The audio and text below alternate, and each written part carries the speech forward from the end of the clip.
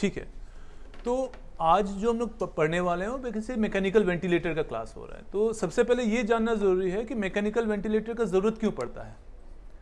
ठीक है, normal patient को तो ज़रूरत नहीं पड़ती है मैकेनिकल वेंटिलेटर की। तो पेशेंट को ज़रूरत क्या क्या ज़रूरत आ सकती है, मतलब क्या क्या ऊपर से नीचे अगर हम लोग कॉज को देखें तो क्या क्या कॉज हो सकता है जिसमें पेशेंट को वेंटिलेटर की ज़रूरत पड़े। तो सबसे कॉमन जो कॉज होता है वो होता है पेशेंट का GCS।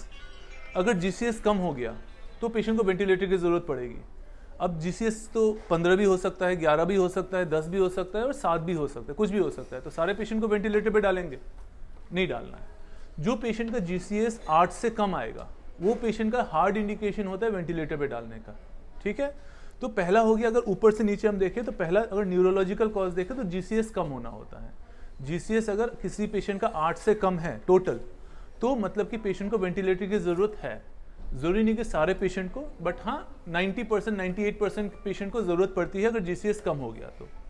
दूसरी क्या प्रॉब्लम होती है, आप ऊपर से जब नीचे आओगे तो आपका chest cause, lung cause. Lung में आपको बहुत सारे कॉज होते हैं कि तो मैकेनिकल कॉज हो गया, न्यूरोमस्कुलर कॉज हो गया, मस्कुलर कॉज हो गया, अलग अलग तरह के कॉजेस होते हैं।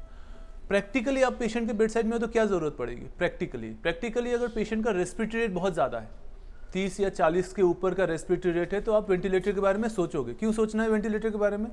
40 का रेट ले रहा है, 40 का रेट लेने दो उसको, वो तो खुद से सांस ले रहा है, सेचुरेशन 90 का मेंटेन कर रहा है या 98 का, तो क्यों चाहिए वैसे पेशेंट को वेंटिलेटर? क्योंकि आप और मैं जनरली 12 से 16 के बीच में सांस लेते हैं। मतलब आपका और मेरा जो रेस्पिरेटरी रेट है वो 12 से 16 के बीच में है। किसी का 14 है, किसी का 15 है, किसी का 16 है।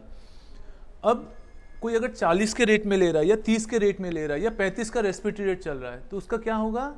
2 घंटे, 4 घंटे, 6 घंटे बाद वो थक जाएगा। इतना एनर्जी तो बॉडी के पास नहीं होता है कि वो 40 के रेट में 24 घंटे सांस लेगा। तो एक टाइम आएगा जब वो पेशेंट थक जाएगा और वो पेशेंट का कार्बन डाइऑक्साइड बढ़ना शुरू हो जाएगा, पेशेंट ड्राउजी हो जाएगा, अरेस्ट में जाएगा। उसके लिए आपको इंट्यूबेट करना है। तो वो चीज़ आपको अर्ली जज करना है। कि कब जज करना है? जब पेशेंट को आप देखोगे अच्छा आधे घंटे से तो पेशेंट का रेस्पिरेटरी 30 से ऊपर चल रहा है, 35 चल रहा है, 40 चल रहा है, तो फिर आप सोचो कि ठीक है अब लग रहा है कि पेशेंट को वेंटिलेटर की ज़रूरत है। समझ में आ रहा है? अब वो बहुत सारे कारण से हो सकता है। किसी को अगर कोई छोटा बच्चा है, मुंह में कुछ निगल लिया, उससे भी हो सकता है। किसी को गुलियन-बारी सिंड्रोम है, चेस्ट मसल वीकनेस है, उसको भी हो सकता है। कोई एक बाबा हैं, 80 साल के बाबा हैं, जिसको कि हाइपोमैग्नीसीमिया है, हाइपोकेलेमिया है, हाइपोनेट्रीमिया है, किसी भी कारण से हो सकता है। न्यूरोमस्कुलर वीकनेस किसी भी कारण से हो सकता है। सारे के सारे कॉज में यही प्रॉब्लम होती है कि उसका टाइडल वॉल्यूम धीरे धीरे धीरे घटता जाता है और अल्टीमेटली पेशेंट का कार्बन डाइऑक्साइड बढ़ जाता है, इसके लिए इंट्यूबेट हो जाता है पेशेंट। ठीक है, तो ये हो गया हमारा रेस्पिरेटरी कॉज। और एक इंपॉर्टेंट कॉज अगर उसी के बगल में आप देखो तो क्या, कार्डियक अरेस्ट। कोई भी पेशेंट को जब कार्डियक अरेस्ट होता है तो इमीडिएट इंट्यूबेशन की जरूरत पड़ती है, तो उसमें भी वेंटिलेटर की जरूरत पड़ती है। तो ऊपर से नीचे हमने क्या देखा, GCS कम हो गया। लंग्स में क्या देखा कि लंग्स में पेशेंट सिर्फ सांस कम लेना प्रॉब्लम नहीं है, सांस ज़्यादा लेना भी प्रॉब्लम है। ठीक है, ये अक्सर सबको मिसकंसेप्शन रहता है कि पेशेंट तो सांस ले रहा है, पेशेंट का सेचुरेशन तो 98 है, हम क्यों इंट्यूबेशन का सोच रहे हैं? क्योंकि हमें ये पता रहता है कि 6 घंटे बाद पेशेंट सांस नहीं ले पाएगा। तो आपको 6 घंटे पहले सोचना है, उसके बजाय कि भाई वो अरेस्ट में जाए, फिर इंट्यूबेट हो, फिर वेंटिलेटर पे जाए, उससे पहले ही डिसाइड करना है। तो एक न्यूरोलॉजिकल कॉज हो गया, एक रेस्पिरेटरी कॉज हो गया। रेस्पिरेटरी कॉज 1000 तरह के हो सकते हैं।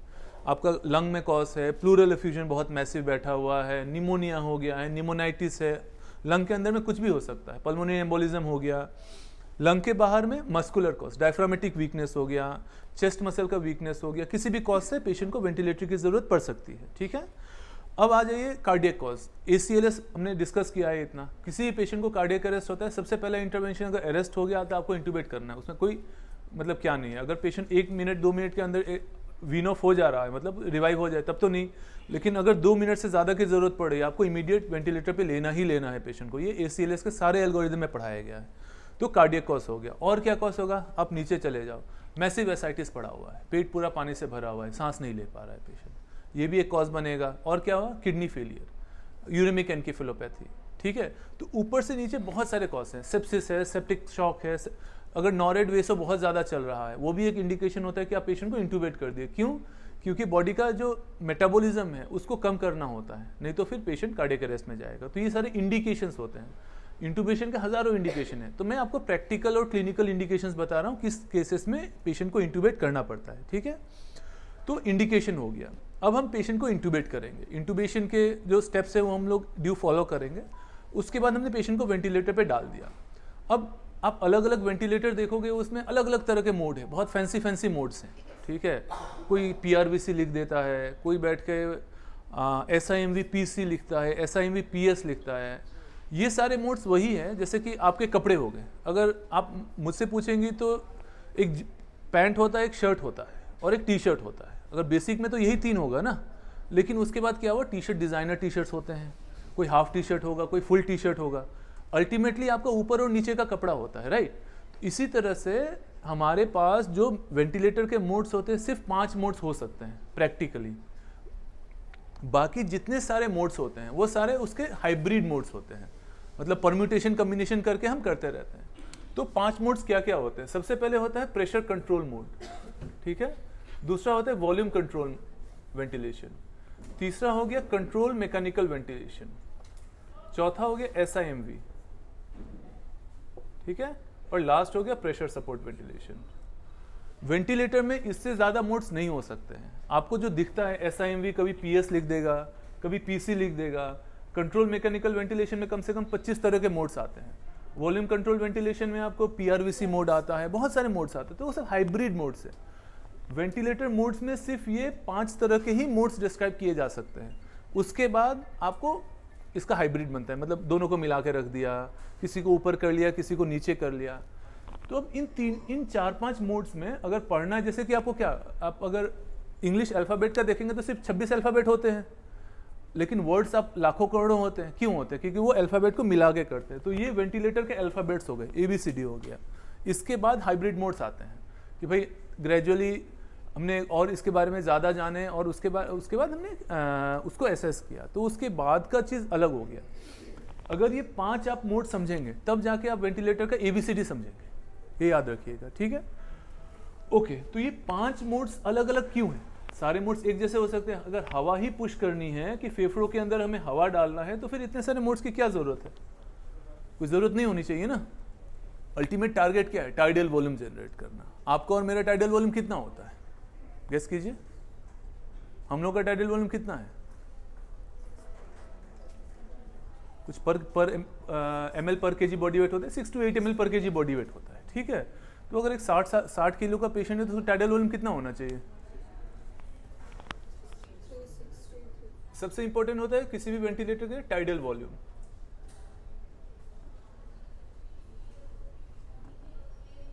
तो टाइडल वॉल्यूम क्या होता है?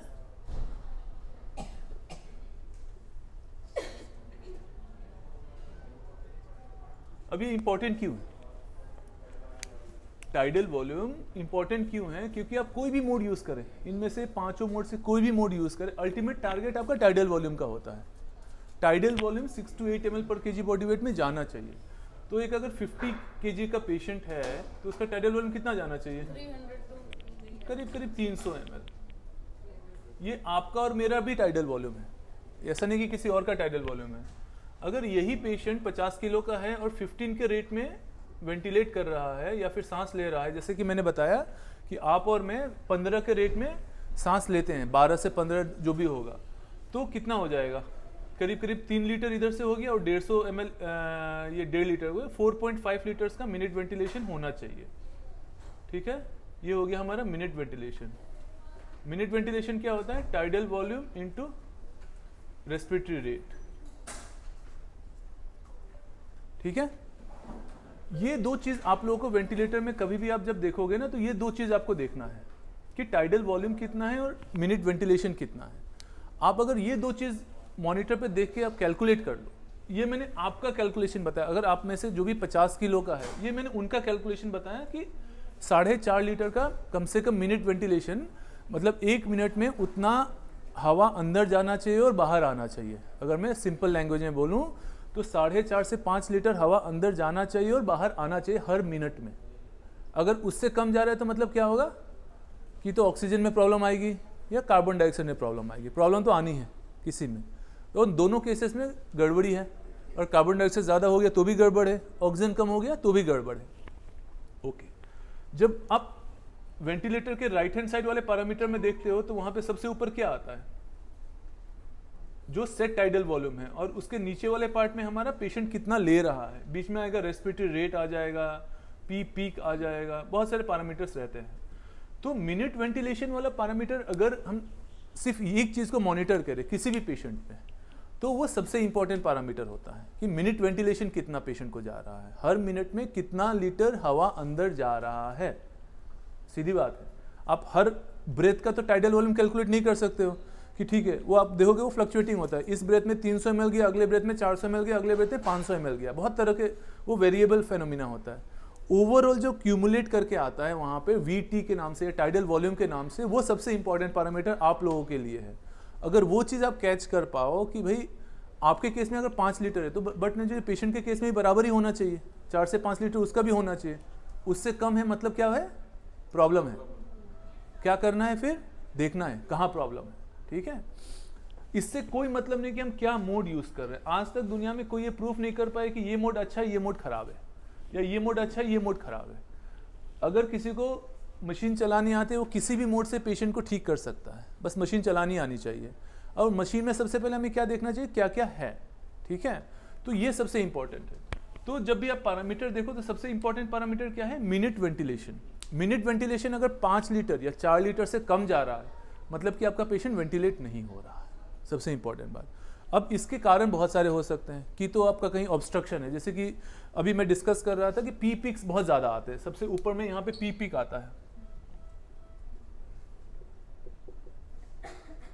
एक पी पिक रहता है, एक पी प्लेट रहता है। पी प्लेट कैलकुलेट करना पड़ता है, पी पिक आपको दिख जाएगा, एक टाइडल वॉल्यूम रहता है, एक रेस्पिरेटरी रेट रहता है, इतना रहता है पैरामीटर्स। किसी भी वेंटिलेटर के साइड में अगर आप देखोगे तो यही रहता है ना, एक पी पिक रहेगा, एक रेस्पिरेटरी रेट रहेगा, एक टाइडल वॉल्यूम रहेगा, एक मिनट वेंटिलेशन रहेगा, इतना ही रहता है। अब इसी को ऊपर नीचे करके अलग अलग हैमिल्टन अलग दिखाएगा और ये दूसरी कंपनी के वेंटिलेटर अलग अलग दिखाएंगे। तो इसमें जो सबसे इंपॉर्टेंट पैरामीटर है वो है आपका मिनट वेंटिलेशन, जो नीचे आता है। अगर वो 4 से 5 लीटर है तब तो ठीक है, 4 से 5 लीटर से कम जा रहा है मतलब गड़बड़ है।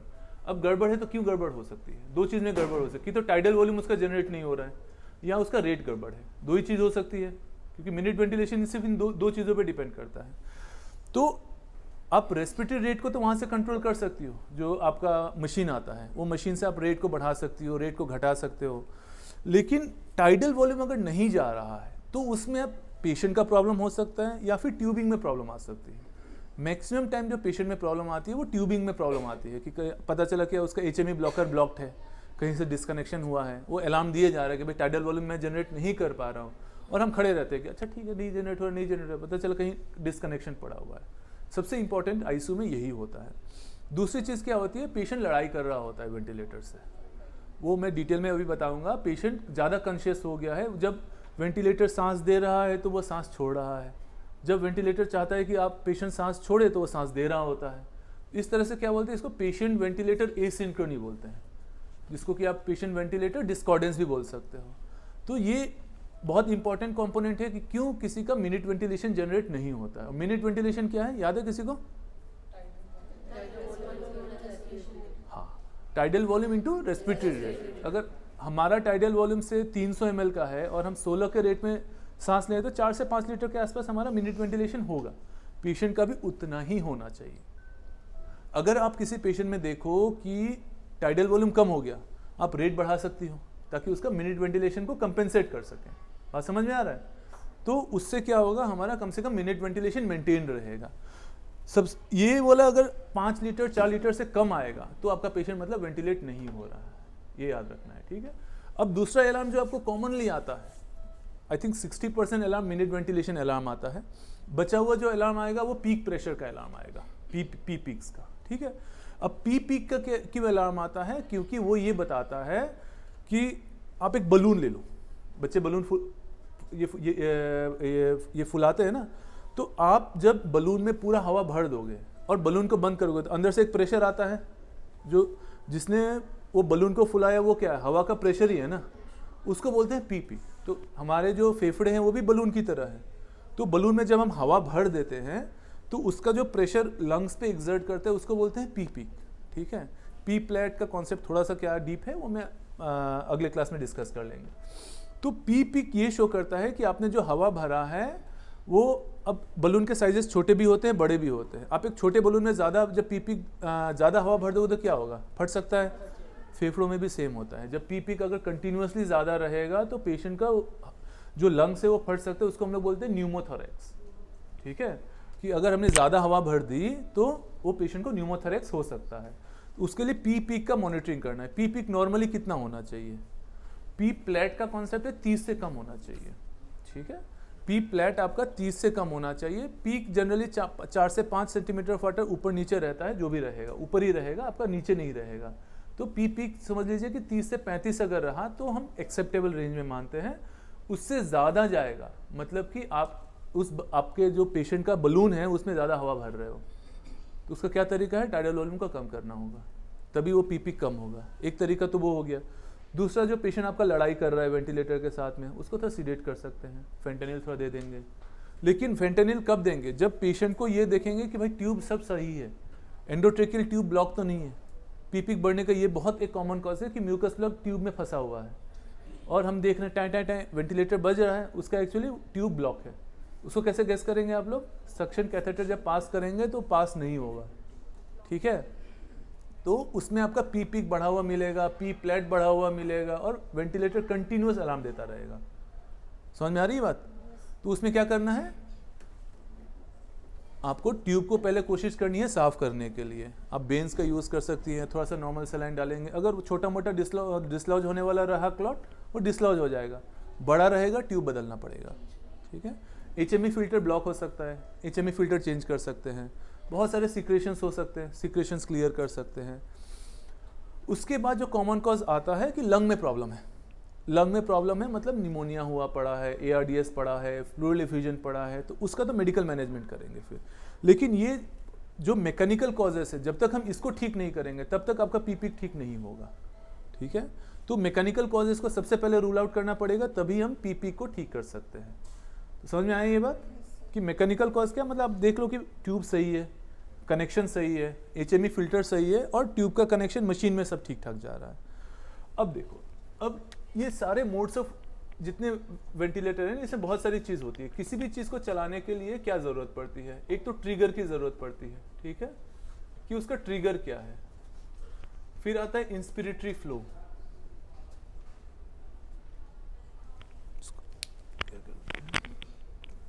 तो टाइडल वॉल्यूम और मिनट वेंटिलेशन समझ में आ गया।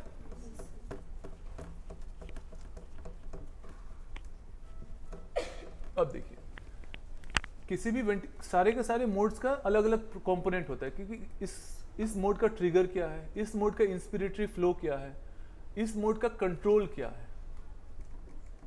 ठीक है, और इसका साइकिल क्या है। अब आप बोलोगे कि ये सब कॉम्प्लिकेटेड टर्म्स क्यों आ रहा है ना, तो कोई भी वेंटिलेटर में इन टर्म्स के बिना वो मोड डिसाइड ही नहीं हो सकता है। ट्रिगर क्या होता है कि ट्रिगर दो तरह का हो सकता है, कि तो टाइम ट्रिगर्ड हो सकता है कि हमने वेंटिलेटर में सेट किया कि पेशेंट को टाइम ट्रिगर क्या होता है, रेस्पिरेटरी रेट को सेट करना ही टाइम ट्रिगर होता है। ठीक है, तो जब रेस्पिरेटरी रेट सेट करते हो तो उसका हम लोग सपोज किसी को 15 के रेट में हम सांस दे रहे हैं, तो उसका वो इंस्पिरेशन और एक्सपिरेशन 1:2 के रेशियो में वो खुद ही सेट कर लेगा कि भाई मुझे 60 सेकेंड में 15 रेट देना है, तो इंस्पिरेशन का टाइम क्या होगा और एक्सपिरेशन का टाइम क्या होगा, वो मशीन अपने एल्गोरिदम से देख लेती है और वो सेट करती है कि ठीक है इसका कितना टाइम में हमें करना है। ठीक है, तो इसका ट्रिगर दो तरह का हो सकता है किसी भी वेंटिलेटर का, कि तो टाइम ट्रिगर्ड हो सकता है या पेशेंट ट्रिगर। जैसे प्रेशर सपोर्ट वेंटिलेशन है, पेशेंट खुद ही डिसाइड करता है मुझे कब सांस लेना है, तो खुद ही जब सांस लेगा तो मशीन उसको सांस दे देगी। तो इधर ये टाइम ट्रिगर हो सकता है या पेशेंट का ट्रिगर हो सकता है। इंस्पिरेटरी फ्लो अलग अलग तरह के हो सकते हैं। इंस्पिरेटरी फ्लो आपको इस तरह से भी हो सकता है, इस तरह से हो सकता है, इस तरह से हो सकता है, या फिर इस तरह से हो सकता है। इसको बोलते हैं डिसेलरेटिंग फ्लो, इसको बोलते हैं एसेलरेटिंग फ्लो, इसको बोलते हैं साइनोसॉइडल फ्लो, और ये बोलते हैं स्क्वायर वेव फ्लो। अलग अलग तरह के इंस्पिरेटरी फ्लो होते हैं। ये आप जब वेंटिलेटर पे अगली बार जब आप खड़े होगे ना, तो ये देखना किस तरह का फ्लो आ रहा है। अलग अलग मोड्स ऑफ वेंटिलेशन में अलग अलग तरह के फ्लो आते हैं, तो ये एक इंपॉर्टेंट है। अब कंट्रोल पे आ जाइए। जैसे कि प्रेशर कंट्रोल में ये आपको एक कॉमन अलार्म आता होगा कि इसका कंट्रोल क्या है। जैसे प्रेशर कंट्रोल में प्रेशर कंट्रोल होता है, वॉल्यूम कंट्रोल में फ्लो होता है। जो कंट्रोलिंग फैक्टर, इसमें प्रेशर या फ्लो दोनों में से कुछ भी हो सकता है। इसमें बेसिकली फ्लो होता है और पीएसवी में पेशेंट खुद कंट्रोल करता है। अब देखिए क्या होता है कि आपको बार बार होता होगा कि tidal volume could not be delivered because of pressure limit, ये आता है ना वेंटिलेटर के अलार्म में। हाँ, तो एग्जैक्टली तो ये इसलिए क्योंकि आपका कंट्रोल फैक्टर यहाँ प्रेशर है।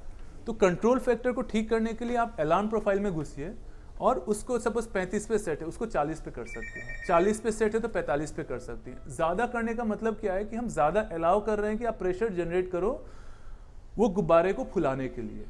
ये एक तरह से हानिकारक भी होता है जब हम प्रेशर्स को ऊपर करते जाते हैं। मतलब आप जैसे बलून की कहानी मैंने बताई ना, उस बलून में आप ज़्यादा हवा भर रहे हो, वो दबाव उतना ले नहीं रहे हो और आप हवा भरे जा रहे हो, तो उसको बोलते हैं प्रेशर कंट्रोल। ठीक है। एक होता है फ्लो कंट्रोल।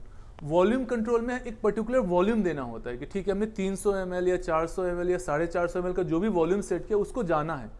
अब उसमें ये नहीं देखेगा कि वो फेफड़ा कितना बड़ा है या कितना छोटा है, वो उसको आपने अगर वॉल्यूम सेट कर दिया तो उतना उतना देगा ही देगा। इसीलिए वॉल्यूम कंट्रोल काफ़ी हद तक मतलब अब हम लोग यूज़ नहीं करते हैं, क्योंकि वो ये नहीं देखता कि भाई प्रेशर्स कितना जनरेट हो रहा है, वो उतना वॉल्यूम देगा ही देगा। 400 ml का वॉल्यूम सेट किया तो 400 ml जाना ही जाना है। अगर वो नहीं जाएगा आपका अलार्म देता रहेगा। तो जब अलार्म आएगा तो क्या करना है, थोड़ा सा वॉल्यूम को कम कर देना है। अगर 450 का वॉल्यूम है, 500 का वॉल्यूम है तो उसको कम कर देना है, 400 पे लेके आना है, 350 पे लेके आना है। अब जब एक चीज़ आप बढ़ाते हो या एक चीज़ घटाते हो, आपको मैंने स्टार्टिंग में क्या बोला, मिनट वेंटिलेशन मेंटेन होना है। अब हमारा जो प्रोडक्ट है वो मिनट वेंटिलेशन है और उसका दो कंपोनेंट क्या है, टाइडल वॉल्यूम और रेस्पिरेटरी रेट। जब टाइडल वॉल्यूम को आप कम करोगे तो किसको बढ़ाना पड़ेगा, रेस्पिरेटरी रेट को बढ़ा दोगे तो उससे क्या होगा, आपका मिनट वेंटिलेशन मेंटेन रहेगा। तो रेट को आप बढ़ा दो, अगर आपका प्रॉब्लम आ रहा है तो टाइडल वॉल्यूम को कम कर दो और रेट को बढ़ा दो। वॉल्यूम को अगर 450 का वॉल्यूम है उसको कम करके आप 350 कर दो और रेट को अगर जो 16 दे रहे थे 24 कर दो। अल्टीमेटली जो आपका मिनट वेंटिलेशन है वो मेंटेन रहेगा। तो ये कैलकुलेशन आप लोग को समझना पड़ेगा, कौन सा बढ़ा के कौन सा करना है। अगर ये कैलकुलेशन तभी आप लोग समझोगे जब आप मिनट वेंटिलेशन का फॉर्मूला समझोगे, tidal volume into respiratory rate. ठीक है, ओके। उसके बाद ये सब है। अब साइकिल क्या होता है, साइकिल दो तरह का होता है, एक होता है इंस्पिरेशन, एक होता है एक्सपिरेशन। आप और मैं जब सांस लेते हैं तो हम लोग का नॉर्मल साइकिल क्या होता है, सांस लिया और सांस छोड़ा। हमारे में नॉर्मल साइकिल 1:2 का होता है, ये आपको याद रखना है। और ये डिसाइड कौन करता है, आप डिसाइड कर रहे हो। आप जब सांस ले रहे हो तो आप डिसाइड कर रहे हो कि मुझे कब सांस लेनी है और कब सांस छोड़नी है, राइट। और कोई डिसाइड नहीं करता है। पेशेंट जब वेंटिलेटर पर रहता है तो वेंटिलेटर डिसाइड करते हैं कब सांस देना है, कब सांस छोड़ना है। तो उसको बोलते हैं साइकिल। साइकिल मतलब जब इंस्पिरेशन से एक्सपिरेशन में जाता है और जब एक्सपिरेशन से इंस्पिरेशन में जाता है तो फिर उसको साइकिलिंग बोलते हैं। ठीक है। अब वो साइकिल कुछ भी हो सकता है, टाइम साइकिल हो सकता है, प्रेशर साइकिल हो सकता है, वॉल्यूम साइकिल हो सकता है, बहुत सारे साइकिल्स होते हैं।